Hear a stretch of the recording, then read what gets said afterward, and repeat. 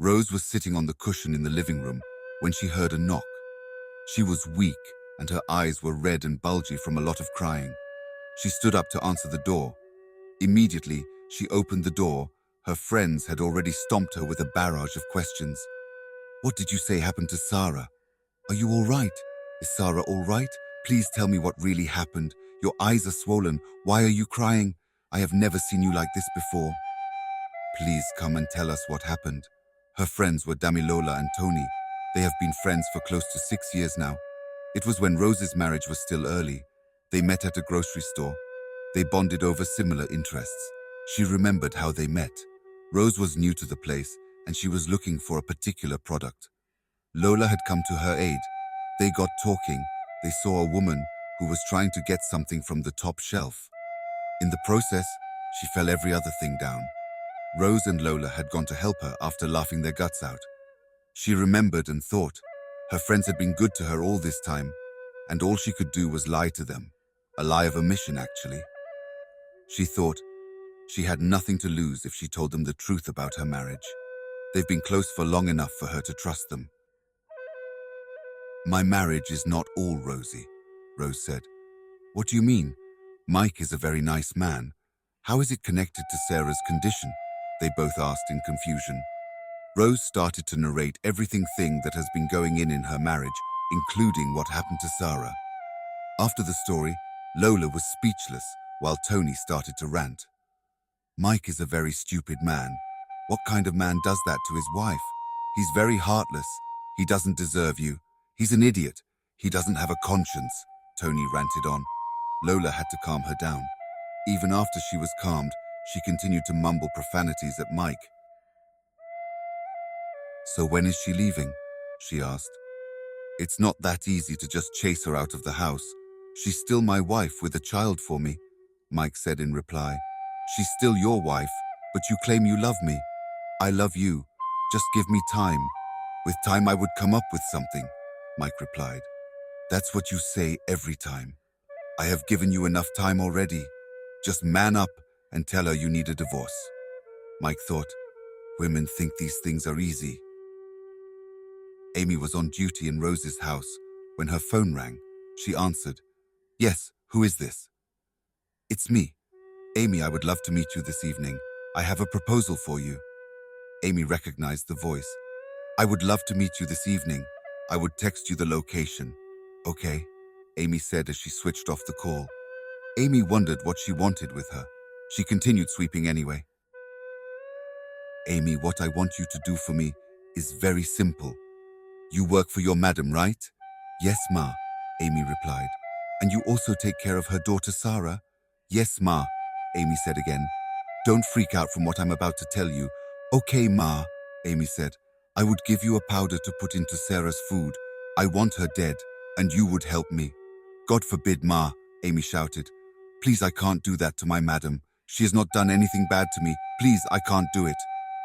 "The pay is 5 million naira. I'm dropping my card. Call me if you change your mind," she said as she stood up and left. Amy watched her in shock. She couldn't even imagine doing that kind of thing. Sarah was lying down in her room. She was still feverish. The doctors had said that the fall she had didn't cause any permanent damage, and she would recover soon enough. Amy came to serve her lunch. As she was feeding her, she looked at the poor girl and asked herself why someone in her right senses would want to kill an innocent child. She concluded that this world is a wicked world. As Amy was thinking about all these, her phone rang. She answered it. "Yes, who is this?" "I'm Dr. Jones, and I'm calling from Peacemaker Hospital. Your ward was rushed in here from school. He slumped and fell, and the results are not encouraging. We found that he's long had severe aplastic anemia. We would like you to come to the hospital to discuss the details." "Okay, I'm on my way," Amy said amidst tears. "But he was fine when he left this morning," Amy wondered. She quickly left Sarah's room to go and collect permission from Rose so she could leave. "Madam, your son has been suffering from severe aplastic anemia. Doctor, please. I don't know what you're talking about. He was fine when he left the house this morning. He has never complained of being sick. Amy retorted. Ma'am, I don't know of your personal issues. What I know is that your son is suffering from a terrible illness. It's in its worst state, and he needs a transplant as soon as possible, or else it could kill him, and the surgery can't be done in Nigeria. We would have to fly him to India. Doctor, how much is the transplant? Amy asked. It'll be roughly rounding up to 4 million naira. Amy's eyes widened. Madam, when you're ready with the money, you inform us so that we can make necessary arrangements with the hospital there in India. Amy silently walked out of the doctor's office. She was quiet because there were many things going on in her mind. She was having different feelings. She was feeling pain, fear, worry, panic, and overall shock. She didn't know the one to express. She wanted to run back and beg the doctor if there was anything he could do for her, or even if any alternative, but she knew better not to because there was nothing else. She cried as she reached her son's ward. He was still unconscious. She went in and sat on the chair close to his bed. She looked at him. He looked so much like his father, her dead husband. She started to question God. Why would you do this to me? You know I have no money. Where do you want me to get this kind of money from? Lord, what kind of sin did I commit to deserve this? It's not fair. She knew better not to question God, but she felt the need to. After all, it was very unfair. She wondered why God didn't look for a rich family's child to throw the sickness upon. Why did he choose her? She continued to question. She couldn't get a proper job because her highest qualification was the O-level. She didn't attend the university, so she worked as a house help in different homes. She wondered, even if she summed up her salary for 2 years, it won't even be close to 1 million, talk more of 4 million naira. Then she remembered the woman's proposal with a reward of 5 million naira. The thought flashed through Amy's mind. It went as quickly as it came. She couldn't even consider it. She would be committing a crime against God and man. She was a 54-year-old woman with a 19-year-old son who was sick. She was old enough to know what was right. Her son being sick was giving her enough fear. She knew the pain of having a dead child. So she couldn't do it to someone else, talk more of her madam. But it was hard.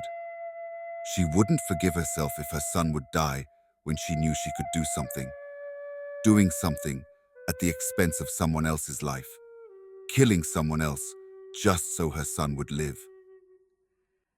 This one you came to visit today. What happened? Rose asked. It was mid-afternoon, and she was just going through the laundry Amy had done when Tony arrived. Yes, I just came to see how you were doing. You know now, your husband, your sick child, the stress and everything. I just came to visit you as a good friend that I am, Tony said. Good friend indeed, Tony. You're a funny person, Rose said, laughing. Rose, there is something important I would like to tell you, Tony said, becoming serious. Yes, I'm all ears, Rose said in reply. Your husband can't just be behaving like that towards you. There's something wrong somewhere, just think. Tony said, what are you trying to imply? What I'm trying to say is that there may be another woman. Hey, Rose shouted. Tony, I know that you care about me, but that is too much. My husband may beat me, but he is faithful. I know he still loves me somewhere. He can't do it, Rose replied. I'm just saying, you know men these days, you don't expect anything from them, Tony said. Tony, he's still my husband, please. Okay, I was just trying to help, Tony said in conclusion. Please, which food is in this house? Let me eat, Tony said. Mummy, good afternoon, Ruby said as she entered into the living room. Yes, my child, how was school? School was fine. They taught us 5-letter words, and I learned all of them. Wow, I'm proud of you, my child. Go in and freshen up, then you come and eat your lunch, Mrs. Alade said. Okay, Mummy, Ruby replied. Mrs. Alade watched as Ruby strode into her room. She was proud of the little girl. She was just 4 years old in nursery 3. She had adopted her when she was barely 3 months old. She knew she was getting old, and she wanted a child that would keep her busy after Rose had cut off contact with her. She knew it was not Rose's fault, with her devil of a husband. The man was an angel when Rose had introduced him at first. She didn't know what came over him few months after their wedding, so she adopted Ruby to bring her up as her own child. The girl was not old enough to understand adoption. She thought Mrs. Alade was her birth mother. She would soon grow up to understand that I'm too old to give birth to her.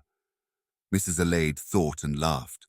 Right now, she just wanted to take care of the child as her own and give her her all.